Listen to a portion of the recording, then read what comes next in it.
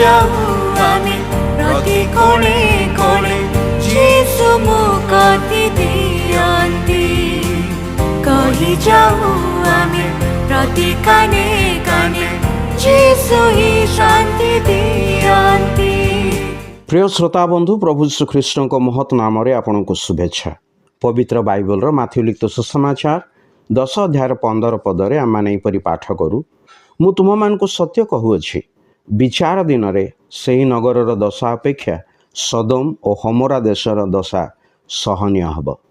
ଜଣେ ବନ୍ଧୁ ପଚାରିଲେ, ରବିବାର ଦିନ ଯେତେବେଳେ ସମସ୍ତେ ଖୁସି ମନାନ୍ତି, ଆରାମ କରନ୍ତି, ସେତେବେଳେ ତୁମେ ଗିର୍ଜାକୁ ଯାଇ ନିଜ ଜୀବନରେ କିଛି ହରାଉ ନାହଁ କି? ମୁଁ ଉତ୍ତର ଦେଲି, ଏ କଥା ତ ସତ୍ୟ। ମୋ ଜୀବନରେ ଅନେକ କିଛି ହରାଇ ଦେଇଛି ଏବଂ ଭବିଷ୍ୟତରେ ମଧ୍ୟ ହରାଇ ଦେବି। ତେବେ ସେ ପଚାରିଲେ, ତୁମେ କ'ଣ ହରାଇବ? ମୁଁ ଉତ୍ତରରେ କହିଲି, ପ୍ରଭୁ ଶ୍ରୀଖ୍ରୀଷ୍ଟଙ୍କଠାରେ ବିଶ୍ୱାସ ଦ୍ୱାରା ମୁଁ ମୋର ପାପରୁ କ୍ଷମା ପାଇଅଛି। କାରଣ ପ୍ରଭୁ ଶ୍ରୀଖ୍ରୀଷ୍ଟ ସମସ୍ତଙ୍କ ପାପ ବହନ କରି କ୍ରୁଶରେ ବଳିଦାନ ହେଲେ ଆଉ ତୃତୀୟ ଦିନରେ ମୃତ୍ୟୁରୁ ଉତ୍ଥିତ ହେଲେ।